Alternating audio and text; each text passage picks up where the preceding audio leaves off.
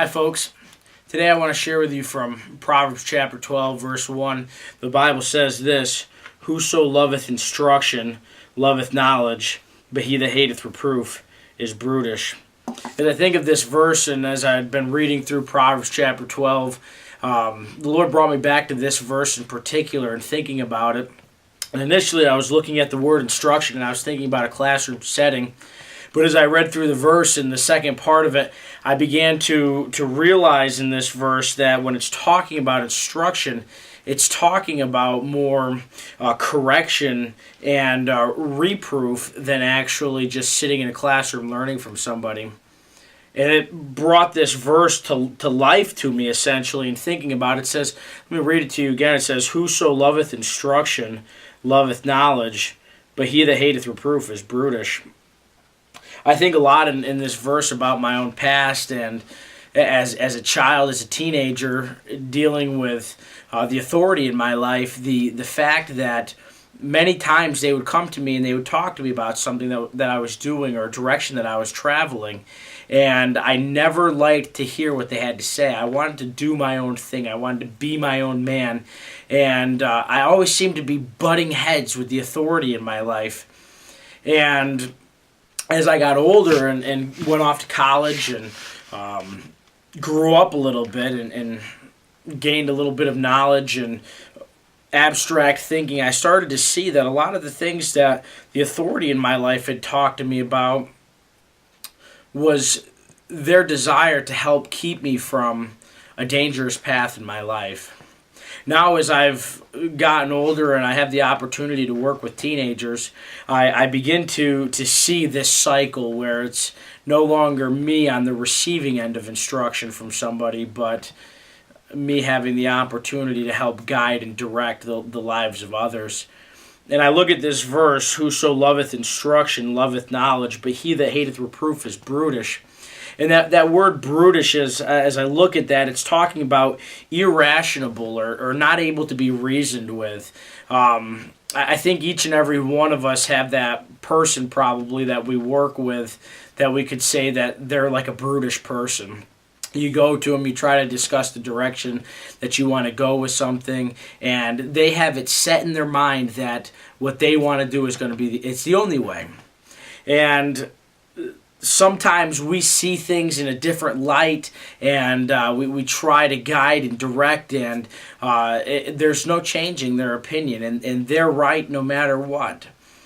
And in thinking, again, going back to talking with teenagers, many times as I have the chance to sit down and counsel with teenagers and talk to them, I see them making choices and headed in a direction that could lead to a dangerous path. And as you talk to them, they say, you don't know me, you don't know my life, you don't know my experiences, I'm not going to wind up like that.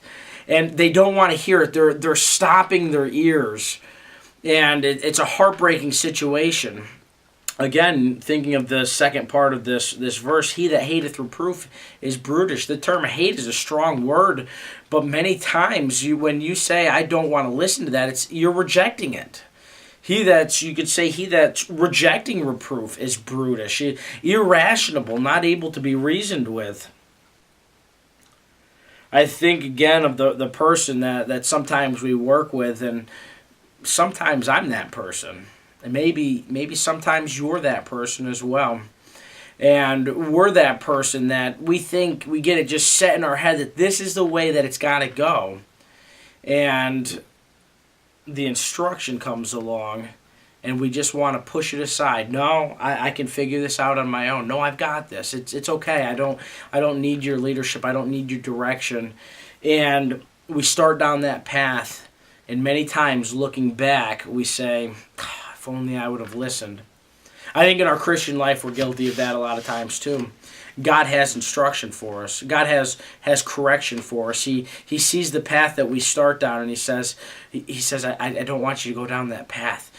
Guard your heart here. Guard your mind here. Don't allow yourself to partake in those things. As a child of God, live a separated life, and we as sheep, as humans, we want to do our own thing.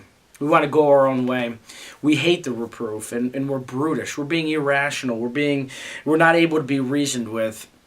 And we have to go down the path and experience some hardship before we look back and say, I should have gone the other way.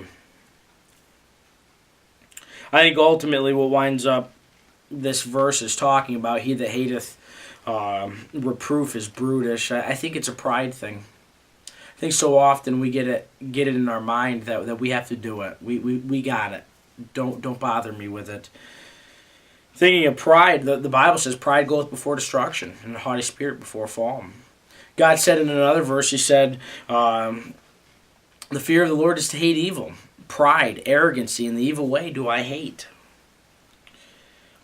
We have to set ourselves aside many times. We need to look at the bigger picture. Think outside of the box.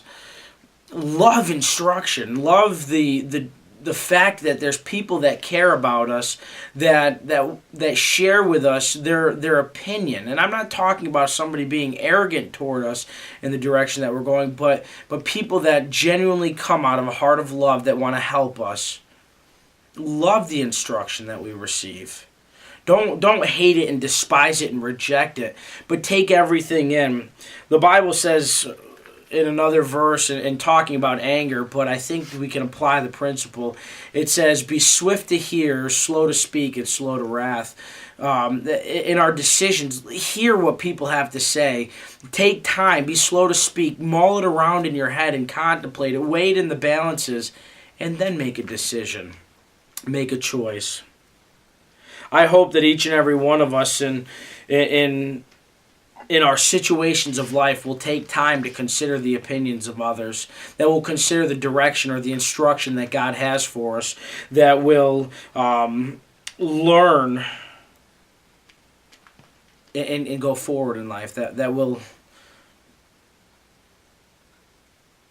seek leadership. The Bible says in a multitude of counselors, there's safety. Thank you for your time.